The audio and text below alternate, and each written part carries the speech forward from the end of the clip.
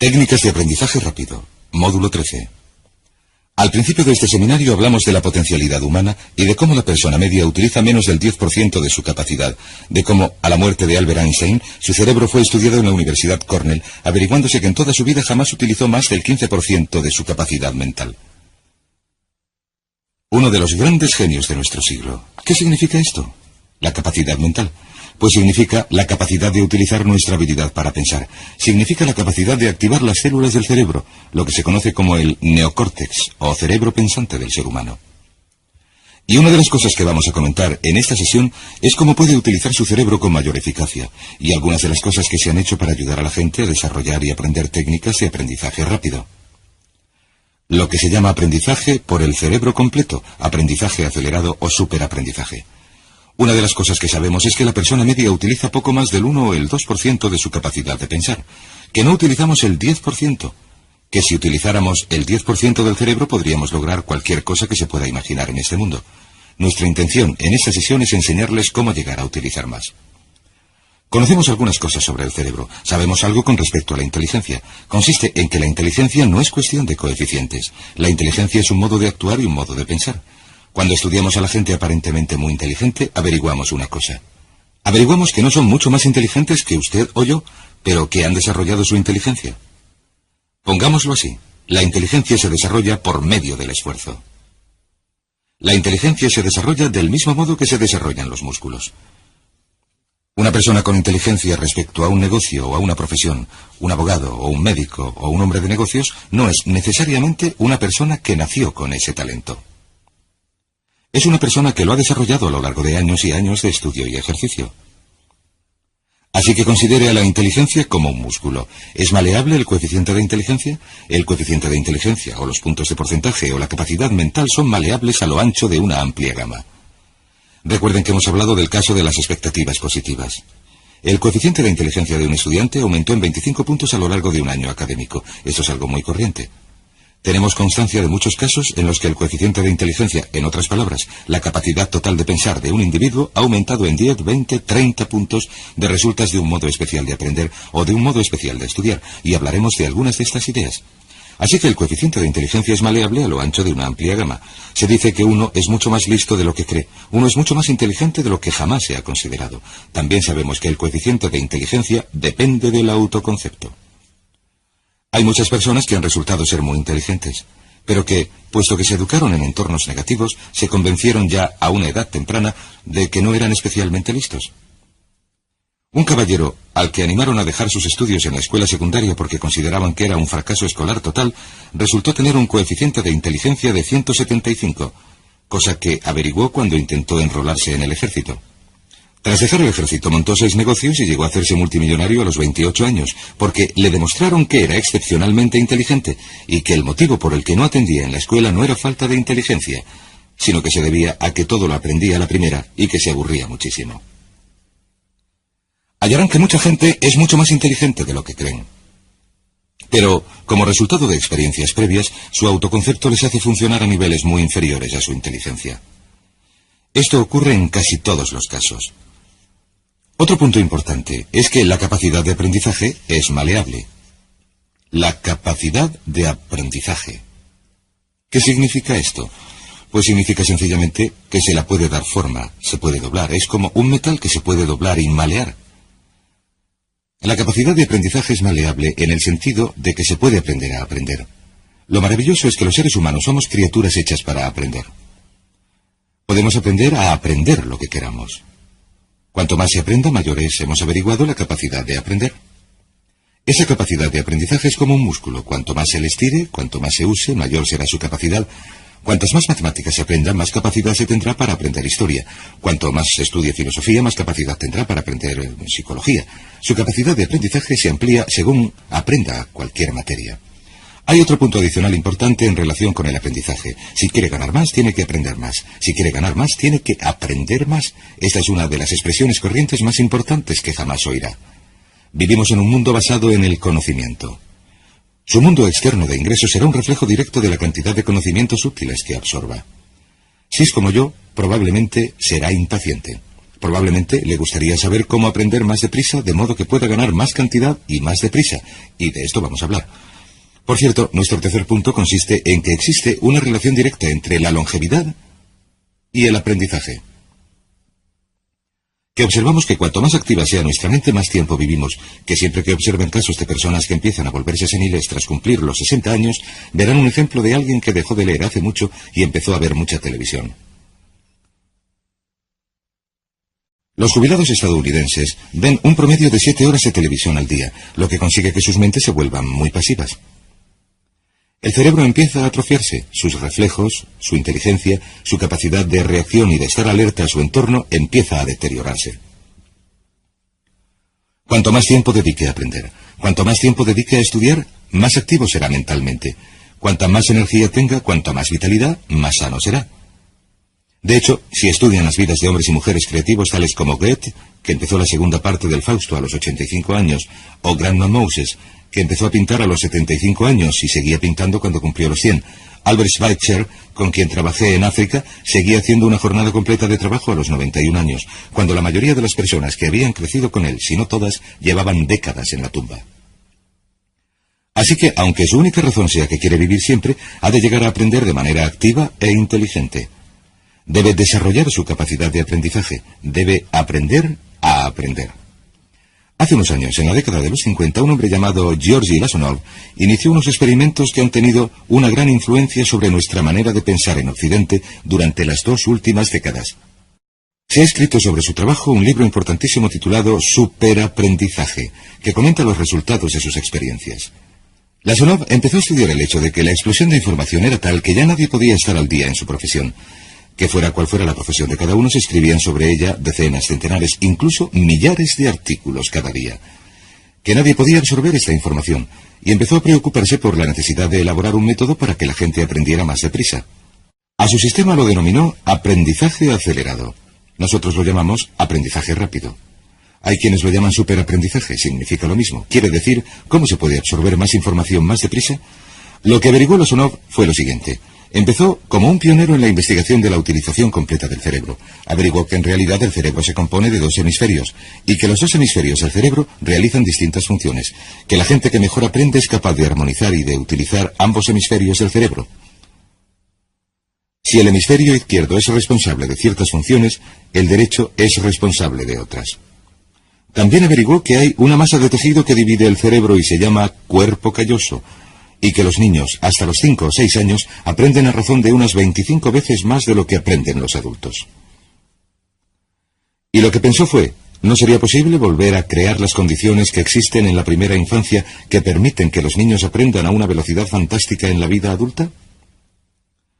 Y al estudiar las funciones del cerebro, averiguó que el hemisferio izquierdo y el hemisferio derecho eran responsables de modos de pensar muy distintos. Permítame un ejemplo. El hemisferio izquierdo es verbal. Piensa en términos de palabras. El hemisferio derecho es pictórico o artístico y piensa en términos de imágenes.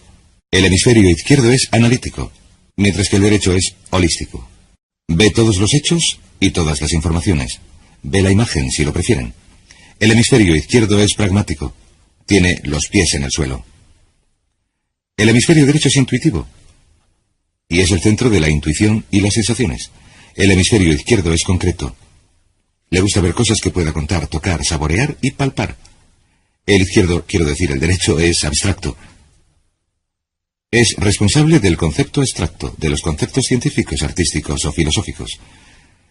El hemisferio izquierdo es lineal en la medida en que ve las cosas como una fila ordenada, y también es consecutivo. Y le gusta tomar las cosas de una en una. El hemisferio derecho, por otra parte, es musical y artístico, digámoslo así, y espontáneo, y responsable del sentido del humor. El hemisferio izquierdo es responsable del lenguaje, de ensartar las palabras en orden lógico para crear frases. También es responsable de las matemáticas. El hemisferio derecho es responsable de la danza y la poesía. Y si han de funcionar correctamente, estos hemisferios han de estar armonizados. Pero tienen funciones muy distintas. Cuando Lasonov hizo su investigación, averiguó otra cosa, que al estudiar el modo en que la gente aprendía, averiguó que las personas aprenden a distintos niveles de actividad de las ondas cerebrales y de resultas de distintos factores. Averiguó que el cerebro funciona a 4 niveles distintos, y el primer nivel es el que se denomina el nivel beta. El nivel beta representa 14 ondas por segundo o más. El nivel beta es un nivel normal de onda. Allí estamos usted y yo. Cuando nuestra mente está en situación muy activa y muy intensa, nuestra actividad de ondas cerebrales, o lo que se conoce como ciclos, nuestra actividad cerebral también es frenética. Allí es donde estamos la mayoría de nosotros. También es el momento en que aprendemos de manera menos eficiente. Lasonov halló por debajo del nivel beta el nivel alfa. El nivel alfa consistía en entre 8 y 13 ondas o ciclos por segundo, y era, por así decirlo, un nivel de onda más modulado. Y averiguó que tenemos una tendencia a aprender en este estado. Este es el estado de relajación profunda, nuestro estado cuando estamos sentados, totalmente relajados, cuando soñamos despiertos, por así decirlo, o cuando estamos a punto de dormirnos. Descendemos a este nivel. Por debajo del nivel alfa está lo que se conoce como el nivel teta. En el nivel teta, una vez más, las ondas son mayores, y este nivel teta se produce cuando estamos preparados, en el momento en que estamos empezando a soñar. Se llama la zona alucinatoria o ilusoria, en la que empezamos a soñar justo antes de dormirnos. ¿Ha tenido alguna vez la experiencia de que le despierten en el preciso momento en que está durmiéndose y que le saquen abruptamente de este nivel teta? No estaba en el nivel delta, no estaba profundamente dormido, recuerde lo molesto que es. Pero lo que Lasonov averiguó fue que en el nivel alfa teta, este nivel de aquí, es donde mejor aprendemos. Y cuando estamos aprendiendo a este nivel, nuestra capacidad de aprendizaje aumenta de manera espectacular. Por debajo del teta está el delta. En el nivel delta se producen entre media onda y 4 ondas por segundo. Son ondas largas, por así decirlo. Por debajo de media onda por segundo, uno ya no funciona. De hecho, la cesación de la actividad de las ondas cerebrales en los electroencefalogramas es una de las definiciones clínicas de la muerte. Pues bien, lo que Lasonov intentó hacer, dijo, fue averiguar si sería posible hacer que la gente pasara del nivel beta en el que están despiertos a este nivel alfa-teta y de algún modo activar el hemisferio izquierdo y el derecho de modo que funcionaran de manera simultánea. Y desarrolló un método utilizando la música y la relajación. Inició su experimento allá por 1965 o 1966 en Bulgaria. Uno de los experimentos más interesantes. Empezó con el lenguaje, y el que eligió fue el francés. Ahora bien, si usted se matriculara en un curso de francés en su universidad, se esperaría de usted, en tanto que adulto, que en un periodo de 3 horas, y parece que 3 horas representan la duración ideal para el estudio de una lengua, que en un periodo de 3 horas aprendiera entre 25 y 40 palabras.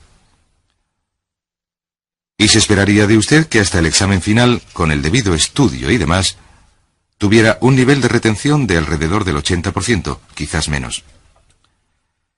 De hecho, lo que Lasonov averiguó fue que la mayoría de las maneras de aprender en nuestra sociedad son tan ineficaces que resultan deplorables, y que la persona media que logra un título universitario en nuestra sociedad, tras invertir varios años y mucho dinero, olvida entre el 80 y el 90% de todo lo que aprendió allí antes de que transcurra el verano siguiente a su último año de universidad. De hecho, se olvida casi el 80% en los 30 primeros días. Un par de catedráticos han sugerido que si se deseara despejar la mayoría de las universidades del país, un método muy sencillo para lograrlo sería llamar a todo el mundo a las 48 horas de los exámenes finales y volverles a examinar sin previo aviso. Y se vería que el modo tradicional de aprender, que consiste en atiborrar el cerebro con cuanta información sea posible, lanzarse al aula y regurgitar esa información durante el examen, y a continuación marcharse, recuperarse y volverlo a hacer otra vez, este modo de aprender es muy ineficaz. Toda la información que absorbemos de este modo se pierde por completo. Por eso, si estudiara un idioma en el colegio y luego fuera a uno de los países donde se habla ese idioma, probablemente no recordaría más de 3 o 4 palabras, e incluso estas estarían equivocadas. De manera que Lasonov decidió utilizar la música y la relajación, y esto fue lo que hizo. Bajo unas condiciones estrechamente controladas, reunió a 60 estudiantes.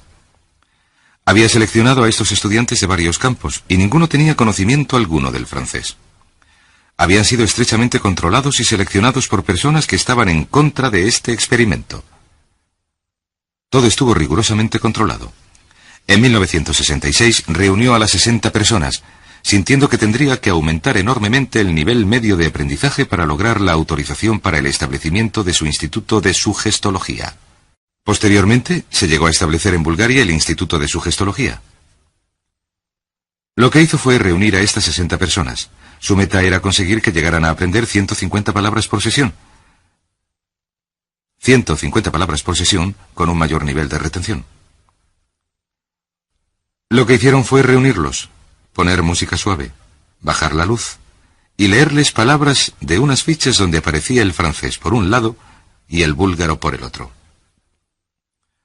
Y según les leían las palabras, los estudiantes repetían la palabra en un estado de profunda relajación. Luego les devolvían a un estado de plena consciencia, revisaban las palabras y les hacían pruebas sobre las mismas. Desde las 3 sesiones iniciales averiguaron, en primer lugar, revisión en estado relajado, en segundo lugar, escuchar las palabras en un estado de relajación profunda y en tercer lugar, nueva revisión en el estado consciente. Y averiguaron que ya desde la primera sesión estaban logrando una retención del 98% y que durante las pruebas al final de cada sesión recordaban el 98% de lo que habían aprendido. Realizaron este experimento durante 6 semanas y todos y cada uno de los estudiantes de la clase lograron una tasa de retención del 98% sin haber tenido ninguna experiencia previa en la lengua.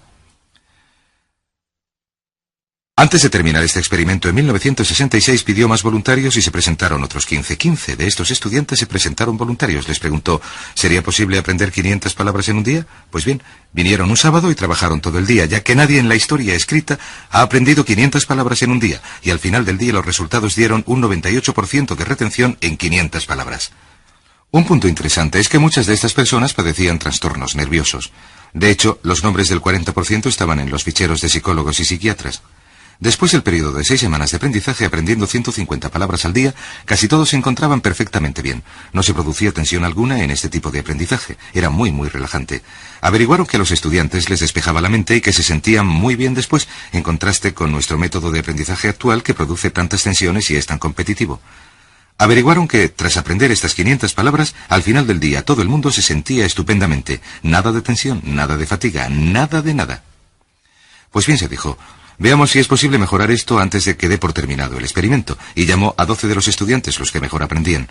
2 semanas después se reunieron para ver si podían aprender 1000 palabras en un día, 1000 palabras nuevas en un solo día.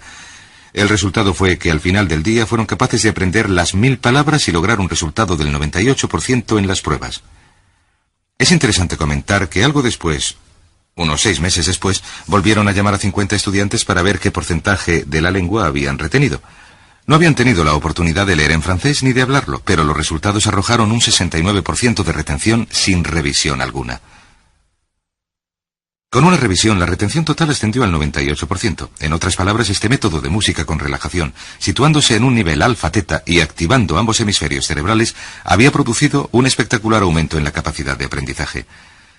En 1974, Lasonov, durante unos experimentos controlados, subió la tasa a 1800 palabras en un día, con una retención del 98%.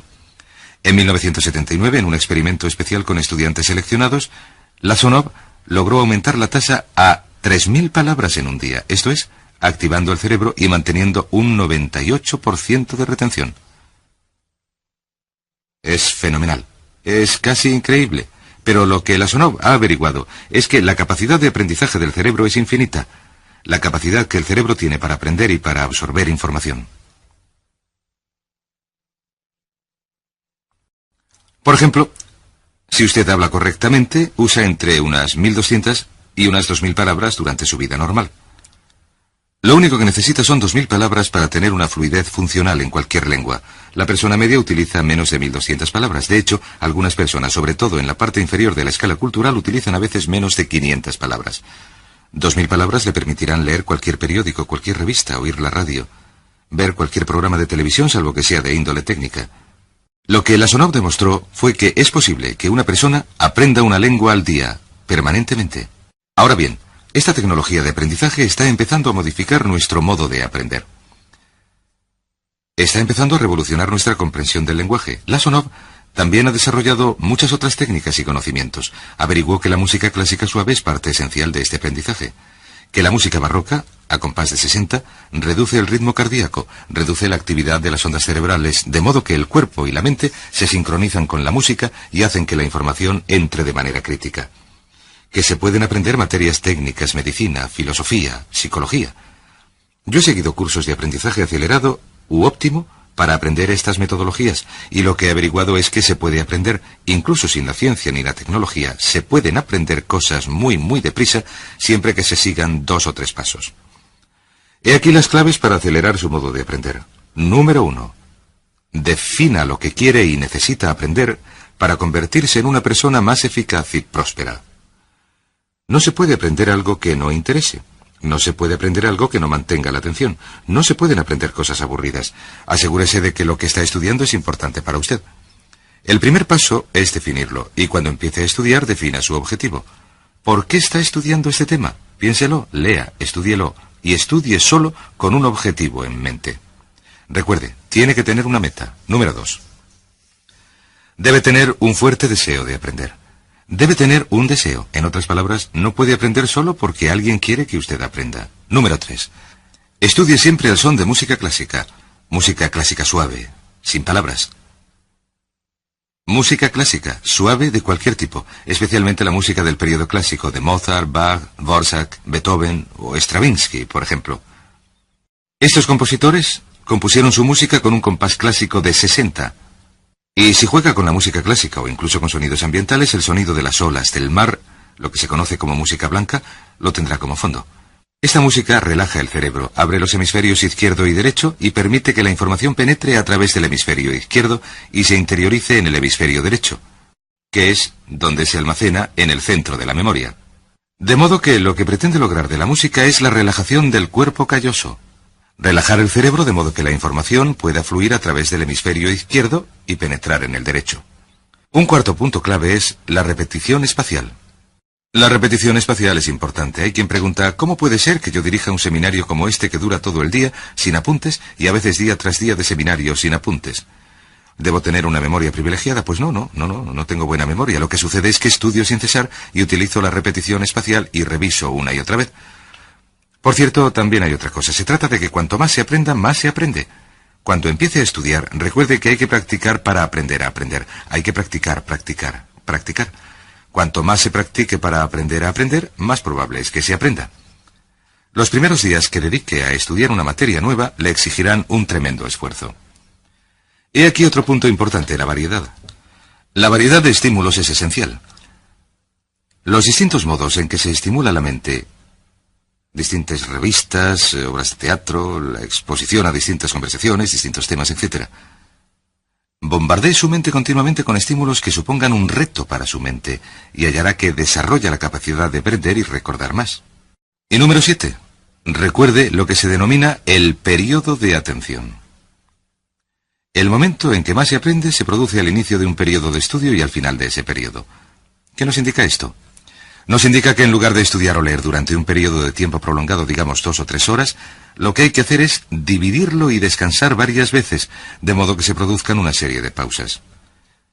Siempre recordará lo que aprende al principio de la pausa, al principio del periodo y al final del periodo, el principio y el final.